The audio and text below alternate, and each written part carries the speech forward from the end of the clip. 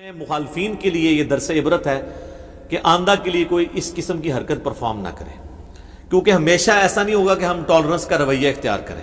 ہم ظاہر ہے پھر ہم جو ہے وہ ڈیفینسو کی بجائے افینسو موڈ میں بھی جا سکتے. تو آپ لوگ جہاں جہاں کوئی کوشش کر رہے ہیں، کیونکہ مجھے آئے دن خبریں ملتی رہتی ہیں اور کہ بھی فلاں جگہ بھی کوشش کر رہے ہیں، تو آپ لوگ اس علمی اختلاف کو علمی رہنا دیں، اس کو اپنی ذاتی جنگ نہ بنائیں.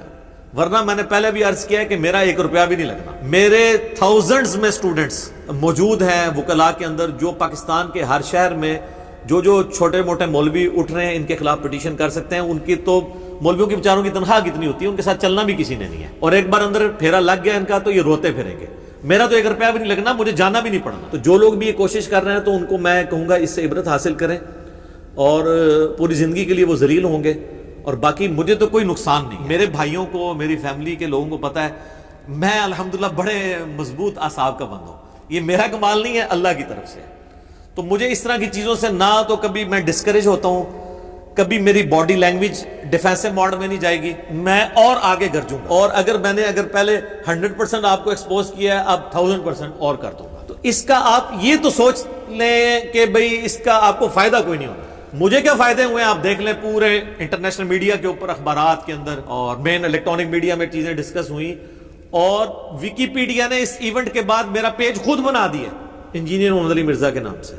تو یہ شرم سے کتنے خیر نکلے. تو ہمیں تو کوئی نقصان نہیں ہوا، فائدہ ہی ہوا ہے الحمدللہ. باقی ان کا اپنا حال یہ ہے، میں نمونے کے طور پہ کئی دفعہ پہلے بھی عرض کیا کہ اگر ہم FIR بنوانے پہ آئیں تو یہ کوئی بھی نہیں بچے گا.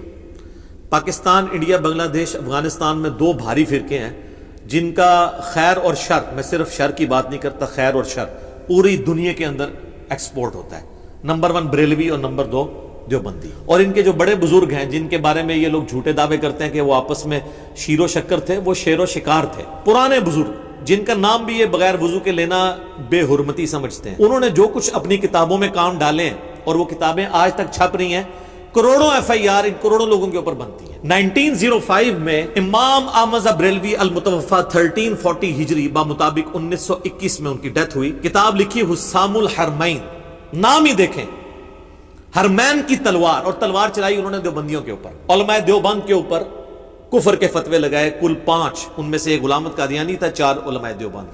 اور اس کو کنکلوڈ کرتے ہوئے انہوں نے اینڈ پہ لکھا، یہ تمام کے تمام لوگ، یعنی علماء دیوبند اور ان کے ماننے والے، یہ تمام کے تمام لوگ جو ہیں وہ بالاجماع اسلام سے خارج، مرتد یعنی واجب القتل، اور ان کے کفر میں شک کرنے والا بھی کافر.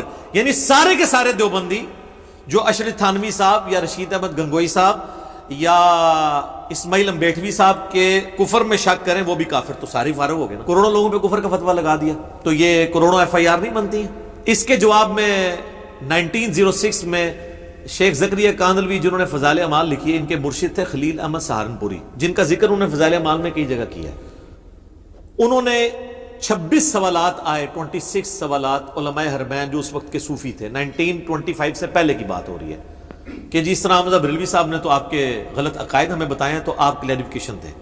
تو عربی میں انہوں نے کتاب لکھی حسام الحرمین کے جواب میں 1906 میں، المہند علی المفند، ہند کی تلوار ایک سٹھیائے ہوئے پاگل بابے کے اوپر. اور وہ پاگل بابا انہوں نے کسے کہا؟ احمد بریلوی صاحب. یہ ان کی لینگویج آپ دیکھ لیں، تلوار سے نیچے بات نہیں کرتے. اور اس میں انہوں نے کہا کہ احمد بریلوی اور ان کی پوری جماعت ایک شیطانی لشکر ہے جو ہم علماء دیوبند رضی اللہ عنہم پر حملہ آور ہو گیا. 14ویں صدی کے مولوی رضی اللہ عنہم. تو کروڑوں بریلویوں کے امام کو اور ان کی پوری جماعت کو انہوں نے کیا کہا؟ شیطانی لشکر. تو کروڑوں بریلویوں کی کروڑوں FIR دیوبندیوں کے اوپر بنتی ہیں یا نہیں بنتی؟ تو یہ آپس میں کیوں نہیں کٹواتے ایک دوسرے کے اوپر؟ اس لیے کہ یہ نورا کشتی کھیل رہے ہیں. وہ پری پلانڈ ہوتی ہے نا نورا کشتی، تاکہ دونوں کے اپنے اپنے، جنہوں پنجابی جیسے کہنا ٹھیے قائم رہے. میکڈونلڈ بھی چلتا رہے، KFC بھی چلتا رہے، البیگ نہ آ جائے بیچ سے، جو آ چکا ڈرونا خواب ان کا. اور ان ساری باتوں پہ میں صرف ان کی پبلک کو ایڈریس کروں گا، اور بڑے احترام کے ساتھ، کہ مرنے سے پہلے اے مسلمان کر لے اس پہ غور، کتابوں کا خدا اور ہے، بابوں کا خدا اور. بابے بھی اسی خدا کو مانتے ہیں، لیکن جو کوالٹیز کتابوں میں آئی ہیں ان کے ساتھ نہیں، اپنے نظریات کے ساتھ. کہنے کو تو دین سب کا اسلام ہے، لیکن صوفی بھی کہتے ہیں ہم اسلام کو فالو کر رہے ہیں، سلفی بھی کہتے ہیں، حنفی بھی کہتے ہیں، دیوبندی بھی کہتے ہیں، بریلوی بھی کہتے ہیں. کہنے کو تو دین سب کا اسلام ہے، لیکن کتابوں کا جہاں اور ہے، بابوں کا جہاں اور.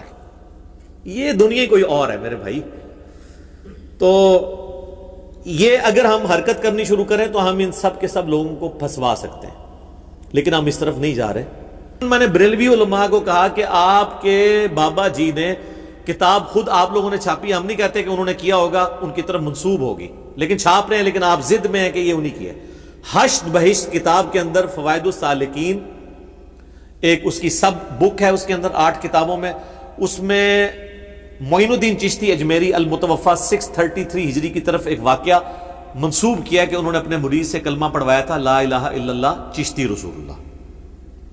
اس کی یہ تعویل کر رہے ہیں، مناظرے کر رہے ہیں. میں نے ایک ان کی 2 نمبری کا جواب دیا ہے. وہ آج وہ ٹاپک نہیں، میں صرف اشارتاً بتا رہا ہوں، ہم ڈسپلے کر دیں گے اور اس کلپ کا تھم نیل بھی لگا دیں گے. ویسے تو آپ چشتی رسول اللہ یوٹیوب پہ لکھیں تو میرا کلپ آ جائے گا. ان کی ساری چال بازیوں کے میں نے جواب دیے، آج میں وہ جواب نہیں دے رہا. تو آپ اپنی پبلک کو سیٹسفائی کریں کہ یہ بابا جی نے کیوں ایسا کام کیا، یا اگر انہوں نے نہیں کیا تو آپ لوگ چھاپ رہے کیوں ہیں. اس کی بجائے وہ کہتے ہیں آپ مناظرہ کر لو. بھئی آپ اپنی پبلک کو سیٹسفائی کرو. تو یہ اپنی پبلک کو سیٹسفائی نہیں کر سکتے. ان کو پتا ہے کہ پبلک کو سیٹسفائی کرنے کی کوشش کی تو کوئی ممتاز قادری اٹھ جائے گا اور ان کو شہادت کے مرتبے تک پہنچا دے گا. اگر وہ نہ بھی اٹھا تو 295C تو تیار ہے نا ان کے اوپر لگنے کے لیے. تو اس لیے پھر میرے اوپر غصہ کھانا شروع کر دیتے ہیں.